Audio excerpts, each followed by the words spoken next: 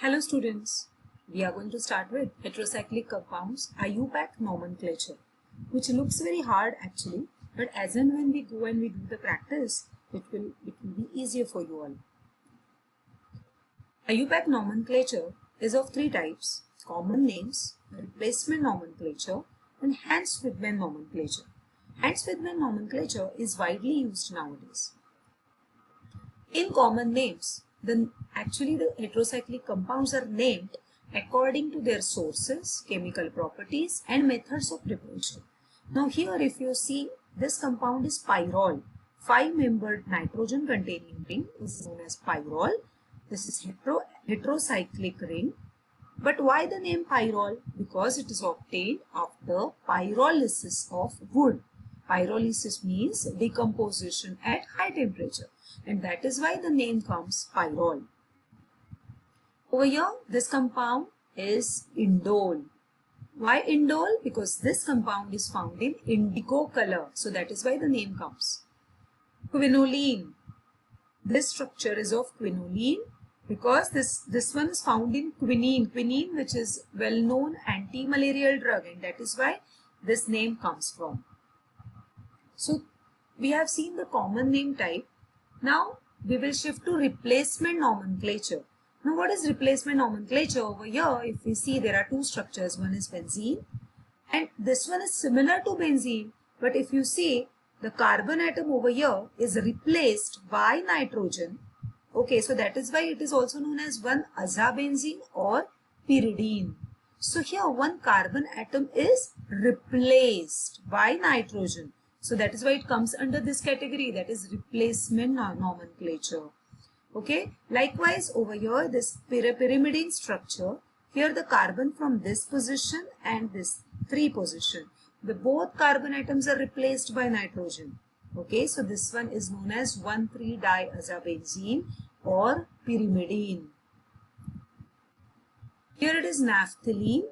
Okay, but when the carbon atom over here is replaced by nitrogen, it is known as 1-azanaphthalene. So we will move on to Hans-Widman nomenclature, which is a bit difficult, but as I said, when we practice, and I will give you a lot of practice problems to solve, and we will solve it in our session so that it will be easier for you all.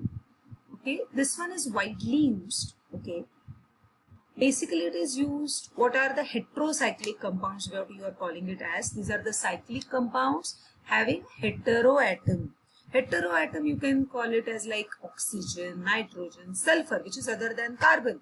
You can see the compounds over here. They are like heterocyclic compounds.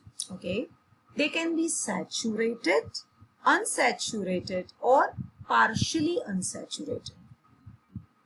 So now here if we see, it is divided into 3 parts. While we proceed for Hans-Widman nomenclature, it is divided into 3 parts. First is the prefix, which covers types of heteroatom. So whether it is oxygen, nitrogen, you have to identify which heteroatom is this. Over here it is denoted by Z. Okay, so we need to first identify which heteroatom is there. So if it is oxygen, we will say oxa. If it is nitrogen, we will say aza. If it is sulfur, then it is thia. Phosphorus, then phospha.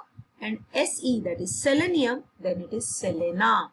So you just remember each heteroatom ka naam will end with A and not O, which we are doing it with the regular IUPAC nomenclature. But in Hans-Widman, it ends with A.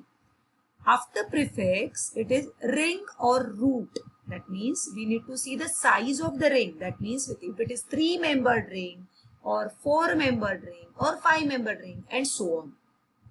Next is suffix, that is degree of the unsaturation of the ring. Okay. So degree of unsaturation means what? There are 3 possibilities, as I said previously. Either it is saturated, or it is unsaturated, or it is saturated with nitrogen. Okay, so there are 3 possibilities. And if a compound is partially saturated, like how it looks like, how we will identify whether it is partially saturated. Mainly some students will not understand the term partially unsaturated. Means what? Over here if you see this blue carbons, they are unsaturated. They share a double bond with them. But this color, these two carbon atoms, they don't share any kind of single bond with them. Okay, so they are saturated bonds. Okay, so that is why here 4 carbon are unsaturated, 2 carbons are saturated, and here likewise you can identify saturated and unsaturated carbons. So now let's focus on this table, which will be a Bible for you all. Okay, what you have to do while giving at the start, you need to refer this table as and when we will proceed or we will do the practice problems in our proceeding sessions. You need to see this table, and I have placed this table on each and every session or each and every problem on that slide, particularly on that slide. So it is easier for you to give the name to that particular compound. For that particularly, you have to remember erythol. Like what you have to do now, first you have to understand there is one, let's say there is one tablet. Okay, that tablet is known as erythol. That tablet's name is erythol, which we have kept it in a box, which is an epoxy box. So epoch box. So that erythol tablet we have kept it in epoch, and that box we have kept it on eclair. So that is why you just need to remember this erythol in epoch on eclairs. Now you will think why I am telling you to remember this sentence. Now here this table, for that you need to understand why it is so. You need to see first this table.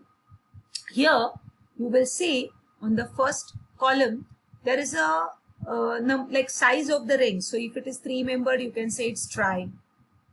For 4-membered, tetra, 5-membered, penta, hexa, hepta, octa, nona, and deca.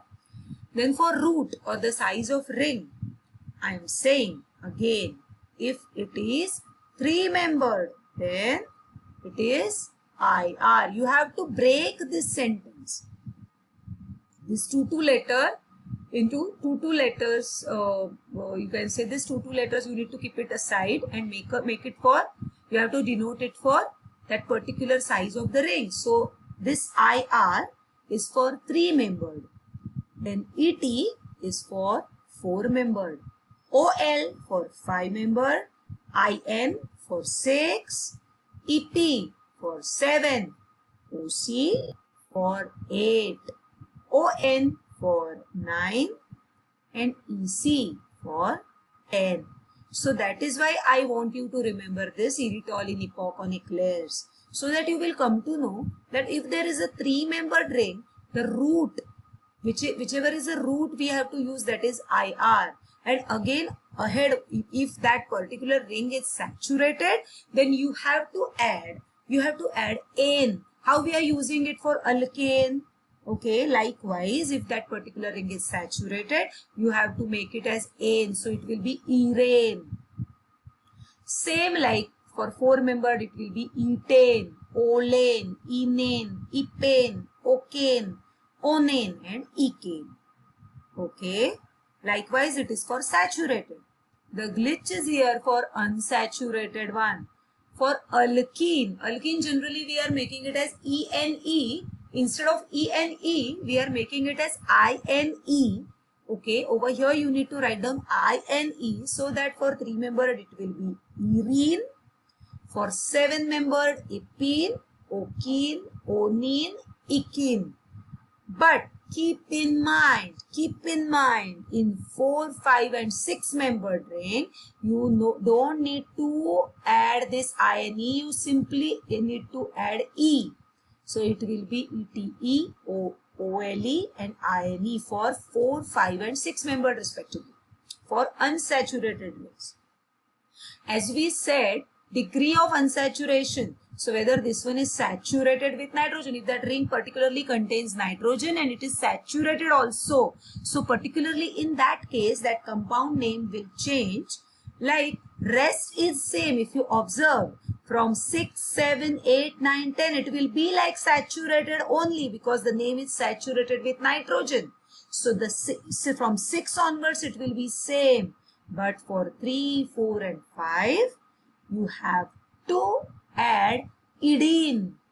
Okay, so it will be iridine, etidine and olidine. So that is why I marked it in with the star. So these are the changes. Otherwise the rest is same.